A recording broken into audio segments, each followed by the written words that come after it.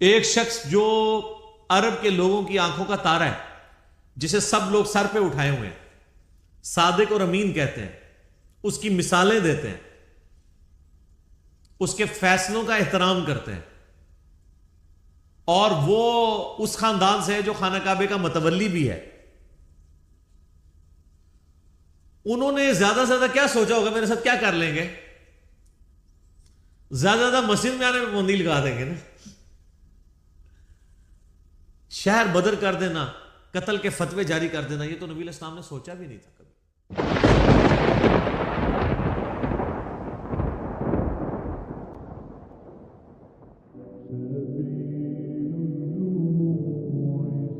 یہ جو سورۃ المدثر کی شروع کی آیات ہیں، یہ نبی صلی اللہ علیہ وآلہ وسلم پہ جو شروع کی وحی نازل ہوئی ہیں ان میں سے ایک ہے.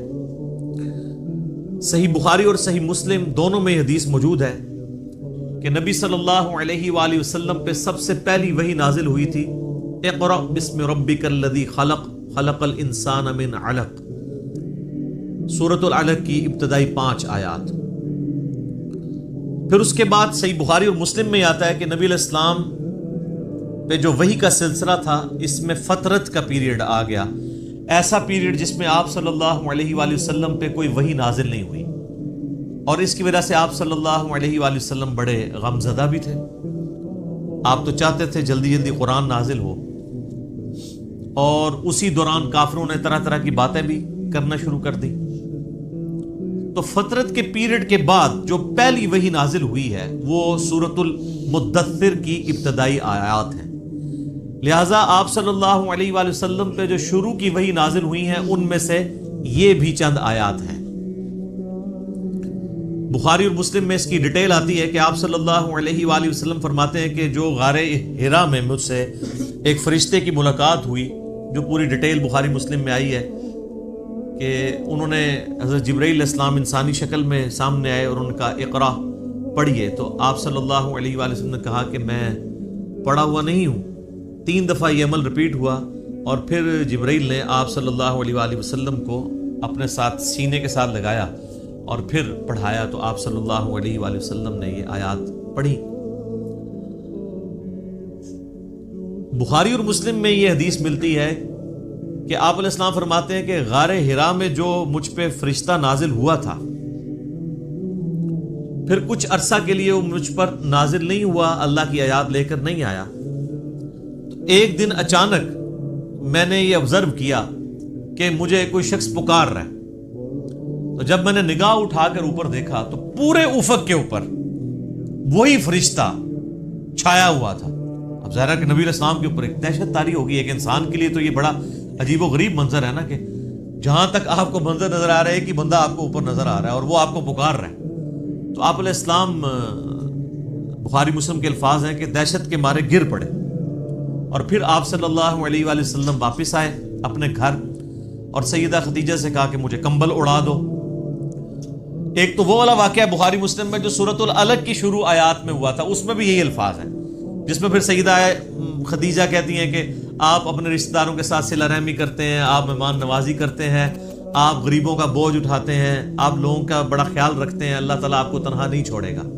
اس حدیث میں یہ الفاظ ہیں کہ جب یہ کمبل اڑایا گیا تو پھر اللہ تعالیٰ کی طرف سے اس فرشتے نے ندا دی اور یہ آیات پڑھی، یا ایھا المدثر قم فانذر وربک فکبر وثیابک فطہر. بسم اللہ الرحمن الرحیم. یا ایھا المدثر، اے چادر میں، اے کمبل میں لپٹنے والے، قم فانذر، اٹھ کھڑے ہو جائیے اور ڈر سنائیے. انذار تمام نبیوں کی دعوت کا مرکزی پوائنٹ ہوتا ہے. تبشیر بھی ہے لیکن وہ دوسرے نمبر پہ ہے، اس کے لیے جو دعوت قبول کر لے. جو مرکزی ٹاپک ہوتا ہے وہ انذار ہوتا ہے. انذار کہتے ہیں ڈر سنانا، کہ تم خود سے پیدا نہیں ہوئے، تمہیں اللہ تبارک و تعالیٰ نے پیدا فرمایا ہے، اور اس اللہ نے مرنے کے بعد تم سے تمہارے اعمال کا حساب لینا ہے. تم جواب دہ ہو اپنے رب کو. قیامت کے دن اللہ کے حضور تمہاری پیشی ہے. اس کے لیے جو ٹرم بولی جاتی ہے شریعت میں، اس کو کہتے ہیں انذار. ذال انذار، ڈر سنانا۔ قرآن حکیم یعنی انذار کا لفظ تو قرآن کا پورا تانا بانا ہی اس کے گرد گزرتا ہے۔ وَأُوحِيَ إِلَيَّ هَذَا الْقُرْآنُ لِأُنذِرَكُمْ بِهِ وَمَنْ بَلَغَ، سورۃ الانعام آیت نمبر 19۔ اے نبی علیہ السلام فرما دیجئے کہ قرآن مجھے اس لیے وحی کیا گیا، اس قرآن کے ذریعے میں تمہیں بھی ڈر سناؤں اور جس تک یہ دعوت پہنچے۔ تو یہاں پہ بھی ڈر سنانے کے لیے کہا جا رہا ہے کہ آپ دعوت و تبلیغ کا کام یعنی قیام النہار والا کام اعلانیہ شروع کر دیجئے۔ وَرَبَّكَ فَكَبِّرْ، اور اپنے رب کی بڑائی بیان کیجیے، یعنی بڑائی ایسی کہ جیسا حق ہے۔ ایک بڑائی تو اپنی زبان سے بیان کرنا ہے نا، وہ تو آپ دیکھ لیں ہماری اسلام کی جو عبادات سینٹرڈ اراؤنڈ جس کلمے کے ہیں نا وہ اللہ اکبر ہے۔ آپ جانور بھی ذبح کرتے ہیں تو کیا پڑھتے ہیں؟ بسم اللہ واللہ اکبر۔ صحیح مسلم میں تکبیرات موجود ہیں۔ پھر آپ عید کی جو تکبیرات ہیں جو صحابہ کرام سے نقل ہوئی ہیں، تابعین سے، المصنف ابن ابی شیبہ میں، اللہ اکبر لا الہ الا اللہ واللہ اکبر وللہ الحمد۔ پھر یہ بھی آئی ہیں اللہ اکبر کبیرہ والحمد للہ کثیرہ وسبحان اللہ بکرۃ واصیلہ۔ پھر سر جو آپ 5 وقت نماز پڑھتے ہیں، 17 فرض رکھتے پڑھتے ہیں، ہر رکعت میں جو انتقال ہے ایک رکن سے دوسرے رکن میں وہ تکبیر کے ساتھ ہے، سوائے رکوع سے اٹھتے وقت سمیع اللہ لمن حمدہ، باقی سب تکبیرات ہیں۔ 4 رکعت کی نماز کے اندر 22 تکبیرات آتی ہیں، 6 تکبیریں پہلی رکعت میں، 6 ہی تیسری میں، اور 5 تکبیرات دوسری رکعت میں اور 5 ہی چوتھی میں، یعنی ایون رکھتے جو ہیں ان میں اللہ اکبر آتا ہے 5 دفعہ، اور جو آڈ رکھتے ہیں تاک رکھتے ہیں ان میں اللہ اکبر آتا ہے 6 دفعہ۔ 22 تکبیرات۔ تو آپ ذرا یہ دیکھ لیں، پھر باقی نمازوں کی ساری پھر سنتیں ملائیں تو سب اللہ اکبر ہی ہے۔ تو یہ تو کلمات ہیں کہ آپ نے اللہ کی بڑائی بیان کرنی ہے، بڑائی اللہ کے لیے ہے۔ ویسے ہم لفظی ترجمہ کر دیتے ہیں اللہ اکبر، اللہ سب سے بڑا ہے، یہ سمجھانے کے لیے ہوتا ہے۔ اصل اس کی جو اپروپریٹ ٹرانسلیشن اردو میں بنے گی وہ یہ ہے کہ تمام بڑائیاں، تمام بزرگیاں اللہ کے لیے۔ عموماً ہم جب اردو میں بڑائی کا لفظ بولتے ہیں نا کہ کوئی بڑا ہے تو اس سے پھر ہمیں وہ ذرا سائز ذہن میں آنا شروع ہو جاتا ہے۔ اللہ تعالیٰ کے لیے تو اس طرح کی تمثیل نہیں ہے نا، لیس کمثلہ شیء وہو السمیع البصیر، اللہ کی مثل کوئی شے نہیں ہے، وہ سننے والا ہے، دیکھنے والا ہے۔ بڑائیاں، تمام طرح کی خوبیاں، بڑائیاں، بڑے سے بڑے آنر کا جو لفظ ہے، کوئی صفت ہے، وہ اللہ کے لیے خاص ہے۔ اسی کے تحت ہم یہ سمجھتے ہیں کہ اللہ تعالیٰ کو اگر کوئی شخص خدا کہہ کر یا گاڈ کہہ کر پکار لے تو یہ جائز ہے، کیونکہ کیپٹل جی سے جو گاڈ لکھا جاتا ہے انگلش میں، یہ اسی خدا کے لیے لکھا جاتا ہے جس کو سب مانتے ہیں۔ فارسی میں خدا کا لفظ اللہ کے لیے بولا جاتا ہے، لہٰذا یہ جو اہل حدیث نے ایک فتنہ کھڑا کیا ہوا ہے اسماء و صفات کا، اور وہ یہ کہتے ہیں یہ خدا کا لفظ بولنا یا گاڈ کا لفظ بولنا یا اللہ کے لیے کوئی بھگوان کا لفظ بول لے تو یہ کوئی اسماء و صفات کا مسئلہ بن جائے گا، یہ کوئی شرکیہ مسئلہ ہو جائے گا۔ تو یہ ان کے یعنی ایک ذہن کی آپ سمجھ لیں کمزوری ہے، ایسا نہیں ہے۔ قرآن عربی میں نازل ہوا ہے، قرآن سے پہلے جتنی کتابیں الہامی ہیں وہ تو دوسری زبانوں میں نازل ہوئی ہیں۔ وَإِن مِّنْ أُمَّةٍ إِلَّا خَلَا فِيهَا نَذِيرٌ، اللہ تعالیٰ فرماتا ہے کوئی ایسی امت نہیں گزری جس میں ہم نے کوئی نہ کوئی ڈر سنانے والا نہ بھیجا ہو۔ تو ایک تکبیر تو ہے کہ آپ نے الفاظ بولنے ہیں، اور ایک تکبیر جو مشکل تکبیر ہے وہ دعوت و تبلیغ کا کام ہے کہ اللہ کی بڑائی بیان کرو جس طرح کے بیان کرنے کا حق ہے۔ دنیا پہ اللہ کی بڑائی قائم کر کے دکھائی ہے اللہ کے محبوب صلی اللہ علیہ وآلہ وسلم نے، یعنی وہ هو الذی ارسل رسولہ بالہدی ودین الحق لیظہرہ علی الدین کلہ ولو کرہ الکافرون ولو کرہ المشرکون۔ وہی اللہ ہے جس نے الہدا یعنی قرآن اور دین حق کے ساتھ اپنے پیغمبر کو مبعوث کیا تاکہ اسے تمام ادیان پر غالب کر دے، خواہ کافر اس کا برا مان جائے۔ مسند احمد میں حدیث ہے، نبی علیہ السلام فرمایا قیامت اس وقت تک قائم نہیں ہوگی جب تک کہ دنیا کے ہر گھر میں میرا پیغام نہ پہنچ جائے اور لوگ چاہتے ہوئے یا نہ چاہتے ہوئے اس دعوت کو قبول کر لیں۔ اچھا، یہ بات صحابہ کرام کو تو شاید سمجھ نہ آئی ہو کہ یہ کیسے پاسبل ہے کہ دنیا کے ہر گھر میں اتنا بڑا ڈیٹا کون رکھ سکتا ہے. لیکن سر آج یوٹیوب حفظہ اللہ، گوگل دامت برکاتوں عالیہ، اسلام کے بارے میں کوئی اسٹڈی کرنا چاہے تو اس تک نہیں بات پہنچ سکتی، پہنچ کی ہوئی. ایک واقعہ ہوتا ہے پوری دنیا کے اندر وہ واقعہ پہنچ جاتا ہے. تو یہ ایک میڈیا کی برکت سے یہ ساری چیزیں، اور پھر جب یہ یعنی ایک مزید آگے معاملہ بڑھے گا تو پھر تو دعوت الحمدللہ گھر گھر تک پہنچے گی. تو اس رب کی بڑائی بیان کرو، ایک تو بولنے کے اعتبار سے، باقی پریکٹیکلی بھی اس کے لیے آپ اللہ تعالیٰ کے گواہ بن کر کھڑے ہو جائیں اور انسانیت کے اوپر حجت تمام کریں.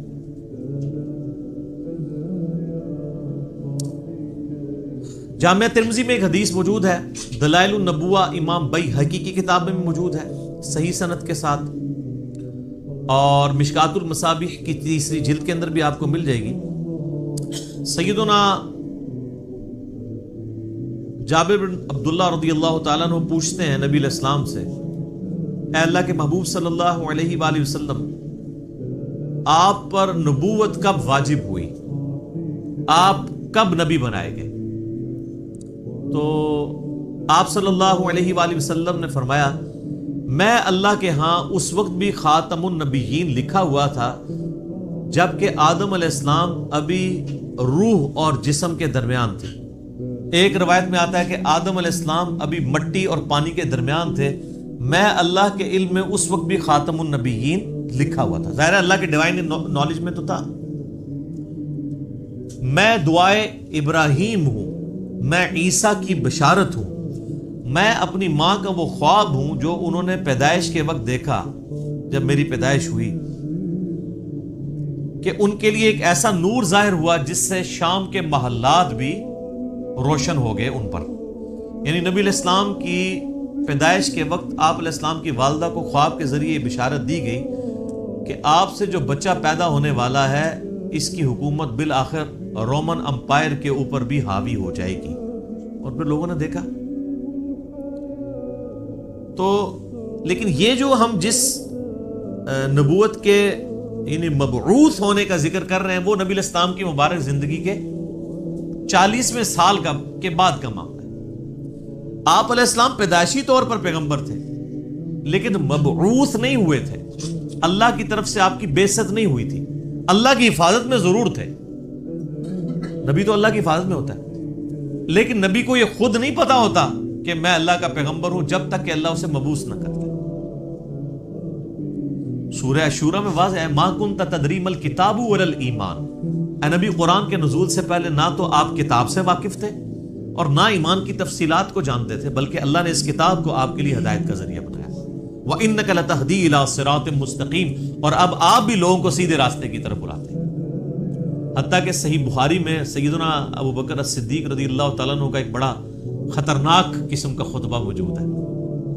خطرناک میں اس لیے کہہ رہا ہوں کہ پاکستان میں 295C لگی ہوئی ہے، ورنہ حضرت ابو بکر میں فٹ کر دیتے ہیں جو انہوں نے ڈاکٹرائن بتائی ہوئی ہے. صحیح بخاری میں خطبہ موجود ہے، میرا ایک یوٹیوب پہ کلپ بھی ہے، صحیح اور بخاری اور مسلم سے قرآن کے فضائل پہ 8 احادیث.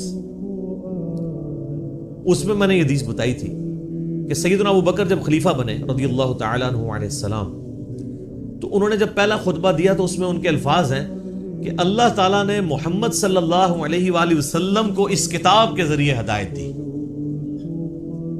ذرا الفاظ سننے، محمد کو اللہ نے اس کتاب کے ذریعے ہدایت دی اور اب تم نے یہ کتاب کا پیغام ان کی امت تک آگے پہنچانا ہے. شکر ہے ادھر کوئی کھڑا نہیں ہو گیا کہ یار امیر المومنین یہ آپ کیا کہہ رہے ہیں، نبی علیہ السلام پہلے گمراہ تھے. نعوذ باللہ، گمراہ نہیں تھے، لیکن آپ کی ہدایت ڈیٹم لیول کی تھی، بنیادی تفصیلات نہیں تھی اس میں. قرآن میں وَوَجَدَكَ ضَالًّا فَهَدَىٰ. اے نبی، آپ کو ہم نے اپنی محبت میں حق کی تلاش میں خود رفتہ پایا تو منزل مقصود تک پہنچاتی ہے. یہ گمراہی والا ترجمہ تو غلط کیا ہے، اس کے اوپر جو بریلوی گرفت کرتے ہیں نا اہل حدیث اور دیوبند کی، وہ ٹھیک کرتے ہیں. ضال کا مطلب نبی علیہ السلام کے لیے گمراہی نہیں ہوگا. ضال کا ایک مطلب کسی کی محبت میں ڈوبنا بھی ہوتا ہے، جیسا کہ یوسف علیہ السلام کے بھائیوں نے اپنے والد کے بارے میں کیا کہا تھا؟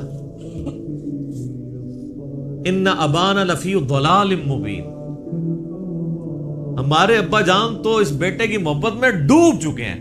وہ یہ تو نہیں کہہ رہے تھے ہمارا ابا گمراہ ہو گیا ہے، وہ یہ کہہ رہے تھے کہ یہ اس ایک بیٹے کی محبت میں ڈوبا ہوا ہے، ہمیں بھی ذرا توجہ دے. تو یہ ووجدہ کا ضالن فہدا، اس کا ترجمہ جو ہے وہ احمد بریلوی صاحب نے ٹھیک کیا ہے کہ تمہیں اپنی محبت میں خود رفتہ پایا تو منزل مقصود تک پہنچا دیا. تو قرآن کے ذریعے اللہ تعالیٰ نے آپ علیہ السلام کی ہدایت کو کامل کیا. تو نبی پیدائشی طور پہ نبی ہوتا ہے لیکن اسے پتہ نہیں ہوتا جب تک مبعوث نہ ہو جائے. ورنہ تو بخاری مسلم میں جو حدیث آتی ہے کہ نبی علیہ السلام کو جب پہلی دفعہ فرشتہ نظر آیا ہے تو آپ کی حالت جو ہوئی ہے، مطلب آپ تو خوش ہو جاتے ہیں کہ میں 40 سال سے انتظار کر رہا تھا، شکر ہے تو آ گیا. الٹا آپ علیہ السلام پریشان ہو گئے. حتیٰ کہ بخاری مسلم کے الفاظ ہیں سیدہ خدیجہ سلام اللہ علیہا ان کو اپنے کزن ورقہ ابن نوفل کے پاس لے گئی. انہوں نے جب نبی علیہ السلام کی کنڈیشن سنی، وہ نابینا ہو چکے تھے، انہوں نے کہا یہ تو وہی لگتی ہے، وہی والی وہی جو موسیٰ علیہ السلام پہ نازل ہوئی تھی. تو پھر انہوں نے کہا کہ عنقریب آپ کی قوم آپ کو نکال دے گی یہاں سے. ہائے ہائے ہائے ہائے ہائے. نبی علیہ السلام نے کہا کہ میری قوم مجھے یہاں سے نکال دے گی، یہ تو مجھ سے بڑی محبت کرتے ہیں. انہوں نے کہا کہ یہ دعوت ہی ایسی ہے، آپ سے پہلے جس جس پیغمبر نے اپنی قوم میں یہ دعوت بلند کی ہے نا، اسے اس کی قوم نے نکال ہی دی ہے. کاش میں اس وقت تک زندہ رہا تو میں آپ علیہ السلام کی مدد کروں گا، ورنہ وہ پہلے ہی فوت ہو گئے. ویسے تو ان کو وہ اسی لیے ان کو ہم صحابی کے طور پہ نہیں گنتے ہیں، کیونکہ نبی علیہ السلام اس وقت تک صرف نبی بن کے مبعوث ہوئے تھے، رسول نہیں بنے تھے. اس وقت سورۃ العلق کی آیات نازل ہوئی تھی. رسول تب بنے جب یہ آیات نازل ہوئی ہیں کہ اب آپ کھڑے ہوں اور لوگوں کو دعوت و تبلیغ کا کام کریں. پہلے صرف یہ تھا کہ آپ کے اوپر وہ حقیقتیں آشکار ہوئی تھی، اور 40ویں سال یہ معاملات شروع ہو گئے تھے. صحیح مسلم میں حدیث ہے کہ نبی علیہ السلام نے فرمایا کہ میں اس پتھر کو بھی پہچانتا ہوں جو بعثت سے پہلے مجھے سلام کیا کرتا تھا. تو آپ کو اشارے ملنے شروع ہو گئے تھے کہ آپ کے ساتھ کوئی ایکسٹرا آرڈنری معاملہ ہونے والا ہے. ورنہ آپ دیکھیں نا، آپ گزر رہے ہو اور پتھر آپ کو سلام کر رہا ہو تو بندے کو ایک بار انہیں چیزوں کا آئیڈیا ہونا شروع ہو جاتا ہے کہ کوئی میرے ساتھ ایکسٹرا آرڈنری. اور پھر آپ دیکھ لیں کہ آپ علیہ السلام پہ جب یہ سارے معاملات ہوئے نا تو اللہ نے آپ کا دل کیسا مضبوط کیا ہے کہ ایک لمحے کے لیے بھی آپ کو یہ خیال نہیں آیا کہ میں کسی غلط راستے پہ چل رہا ہوں. ایکسپیرینس واقعی پہلا تھا، اس کی وجہ سے آپ پریشان ضرور ہوئے لیکن آپ کا کانفیڈنس کبھی لوز نہیں ہوا کہ یہ کیا ہو رہا ہے. ایسا نہیں کبھی ہوا. وہ اللہ نے دل مضبوط کیا. اور یہ پیغمبر کے ساتھ غیبی تائید ہوتی ہے اللہ کی. بعض اوقات پیغمبر جو ہیں وہ بچپنے میں ہی بولنا شروع کر دیتے ہیں. سورہ مریم میں آتا ہے، سورہ آل عمران کے اندر آتا ہے کہ حضرت عیسیٰ علیہ السلام جو ہیں وہ ماں کی گود میں بھی کلام کر رہے ہیں. اللہ تعالیٰ چاہے تو، اور وہ کیا کہہ رہے ہیں کہ مجھے اللہ نے پیغمبر بنایا ہے، مجھے کتاب دی ہے اور مجھے مبارک بنایا ہے، اور میں اپنے ماں باپ، میں اپنی ماں کے ساتھ اس نے سلوک کرنے والا مجھے بنایا ہے. سلام ہو اس دن پر جس دن میں پیدا ہوا، جس دن میں مروں گا اور جس دن میں اٹھایا جاؤں گا. یہ ساری گفتگو کر رہے ہیں ماں کی گود میں. ان کو اللہ نے اسی وقت مبعوث کر دیا. اکثر انبیاء کو اللہ تعالیٰ نے 40 سال کی عمر میں مبعوث کیا، کیونکہ 40 سال کی عمر جو ہے نا یہ میچورٹی کی عمر ہے. حضرت موسیٰ علیہ السلام کو بھی 40 سال کی عمر میں مبعوث کیا. اس کے بعد انسان یعنی دنیا کے سارے حقائق دیکھ چکا ہوتا ہے، اتنے ایکسپیرینس اس کو آ چکے ہوتے ہیں کہ وہ اب ایک بڑے لیول کی دعوت کو لانچ کر سکتے ہیں. اور جو لوگ ذرا اس سے پہلے شروع ہو جاتے ہیں دعوت کے حوالے سے تو وہ اللہ تعالیٰ کی طرف سے کوئی ایکسٹراڈنری کسی کے ساتھ معاملہ ہو سکتا ہے، جس طرح حضرت عیسیٰ علیہ السلام تھے. اور جب انہوں نے یہودیوں کو ایڈریس کرنا شروع کیا ہے اس وقت ہارڈلی آپ کی عمر 25 سال تھی حضرت عیسیٰ علیہ السلام کی، جب یروشلم میں جا کے انہوں نے یہودی پادریوں کو للکارنا شروع کیا. بڑے بڑے بزرگوں کی گستاخیاں جب حضرت عیسیٰ نے شروع کی ہیں اس وقت ان کی عمر صرف 25 سال تھی. وہ تو ہی کہتے تھے نا گستاخی ہو رہی ہے ہمارے ساتھ، تو گستاخی سمجھتے تھے کیونکہ حضرت عیسیٰ علیہ السلام ان کو کرٹیسائز کرتے تھے. میٹھی میٹھی باتیں نہیں کرتے تھے. میٹھی میٹھی باتیں کرتے تو وہ ہاتھ ڈالتے. وہ کہتے تھے تم یہ کہتے ہو اور کتاب میں یہ لکھا ہوا ہے, تم خود یہ کرتے ہو. تو انہوں نے کہا پکڑ لو اس کو. قتل کے درپے ہو گئے. وہ تو اللہ تعالیٰ نے ان کو زندہ اٹھا لیا, ورنہ وہ تو قتل کر ہی دیتے حضرت عیسیٰ علیہ السلام کو. تو اس میں میں ایک بڑا تلخ جملہ بولتا ہوں کہ حضرت عیسیٰ علیہ السلام جو یہودیوں نسل تھے, یہودیوں نے اپنے علماء کے زیر اثر ان کے قتل کے اوپر آمادگی ظاہر کر دی. یہ علماء کا فتنہ اتنا بڑا فتنہ ہے کہ یہ فتنہ وقت کے پیغمبر کے خلاف بھی کھڑا ہو جائے تو اس کو بھی دنیاوی طور پہ فیل کر دیتا ہے. دنیاوی طور پہ تو فیل ہی ہے نا. 12 بندے صرف ایمان لے کے آئے, اپنی بھی جان اللہ نے بچائی. دنیا میں تو یہ دیکھا جاتا ہے نا اس کے کروڑوں فالوور ہوں, تبھی تو بتا رہے ہوتے ہیں نا جی جناب اتنا بڑا اجتماع ہوا ہے, اتنے جلسے میں لوگ آئے. وہ کیوں بتا رہے ہوتے ہیں؟ کامیابی کے لیے. حضرت عیسیٰ علیہ السلام کے جلسے میں کتنے لوگ ہوتے تھے؟ 12, وہ بھی 2 بھی گلیلیا جھیل کے کنارے جا کے. وہ باقی تو بات ہی نہیں سنتے تھے. انہوں نے 2 بیوں کو بات سمجھ آ گئی. وہ جناب اللہ کی مرضی ہے کسی کو بات سمجھ آ جائے. ابو جہل کو سمجھ نہیں آئی ہے, بلال حبشی کو سمجھ آ گئی ہے, عمار ابن یاسر کو سمجھ آ گئی ہے, یاسر اور سمیہ کو سمجھ آ گئی ہے رضی اللہ عنہم اجمعین وعلیہم السلام اجمعین. والذین جاہدوا فینا لنہدینہم سبلنا, جو لوگ کوشش کریں گے انہی کو بات سمجھ. تو نبی علیہ السلام کا باقاعدہ حکم ہوا ہے کہ آپ نے اپنے رب کی بڑائی کے لیے کھڑے ہو جانا ہے. وَثِيَابَكَ فَطَهِّرْ, اور اپنے کپڑوں کو پاک رکھنا ہے. یعنی پیغمبر مبعوث ہوا ہے اور اسے کپڑوں کی پاکیزگی کا حکم دیا جا رہا ہے. اور صوفیاء کے ہاں جس نے سب سے زیادہ گندے کپڑے پہنے وہ اتنا بڑا بزرگ ہوتا ہے. Point to be noted. ہاں آپ تصوف کی کتابیں پڑھ کے دیکھیں سر, یہ تذکرۃ الاولیاء جو ایک سمجھ لیں مدر بک ہے تصوف کی, شیخ فرید الدین عطار المتوفا 632 ہجری, جس کے حوالے فضائل اعمال, فضائل صدقات, فضائل سنت, یہ سارے بزرگ بابوں کی کتابوں میں ملیں گے, جن سے اب طارق جمیل صاحب نے بھی اعلان برات کر دی ہے اللہ کے فضل سے. وہ سارے واقعات ادھر سے ہی چھاپے مارے ہوئے. اس میں آپ کو کئی بزرگوں کا ملے گا کہ ان کو جوئیں پڑی ہوئی ہوتی تھی, اگر کوئی جو نیچے گرتی تھی وہ اٹھا کے پھر رکھ لیتے تھے اوپر, کہتے تھے میرے اللہ کی مہمان ہے. لوگ کہتے ہیں سبحان اللہ. اور بخاری مسلم میں موجود ہے ایک صحابی کے سر میں جوئیں پڑ گئی اور نبی علیہ السلام کے ساتھ انہوں نے احرام یعنی باندھا ہوا تھا. تو انہوں نے کہا یا رسول اللہ مجھے یہ تو جوئیں پڑ گئی ہیں, جوئیں تنگ کر رہی ہیں, تو مجھے اجازت دیں میں بال منڈوا دوں. اب آپ جب تک احرام کی ساری پابندیوں سے آزاد نہیں ہوتے ہیں اس وقت تک تو بال نہیں منڈوا سکتے. پھر نبی علیہ السلام نے ان کو بال منڈوانے کی اجازت دے دی اور اس کے اگینسٹ پھر انہوں نے جو ہے نا وہ ایک دم بھی دیا. تو بعد کے بزرگ جو ہیں وہ جوئیں اٹھا کے اوپر رکھتے ہیں, گندے مندے رہتے ہیں. اور بلکہ سب سے بڑا بزرگ وہ ہوتا ہے جو گندا بھی نہ رہے, کپڑے ہی سارے اتار دے, اس کو سب سے بڑا بزرگ مانا جاتا ہے. وہ کہتے ہیں مجذوب ہے یہ, یعنی اللہ تعالیٰ کی محبت میں غرق ہو چکا ہے. یعنی اس کا مطلب ہے کہ اللہ کی محبت میں غرق ہونے کا مطلب یہ ہے کہ بندے کے کپڑے پہلے چلے جاتے ہیں. تو اللہ تعالیٰ کی معرفت سب سے زیادہ مخلوقات میں سے کن کو ہوتی ہے؟ انبیاء کو. تو کہیں ملتا ہے کہ انبیاء کرام علیہ السلام پہ جب اللہ کی محبت کا غلبہ ہوتا تھا تو وہ کپڑے اتار دیتے تھے؟ کہیں ملتا ہے ایسی بات؟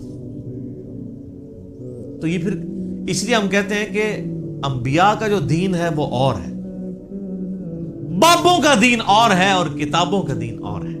یہ بابوں کا دین ہے اور کتابوں کا دین وہ ہے جو صحیح سند کے ساتھ صحابہ اکرام اہل بیت کے ذریعے اور بعد میں محدثین کے ذریعے دین ہم تک پہنچے.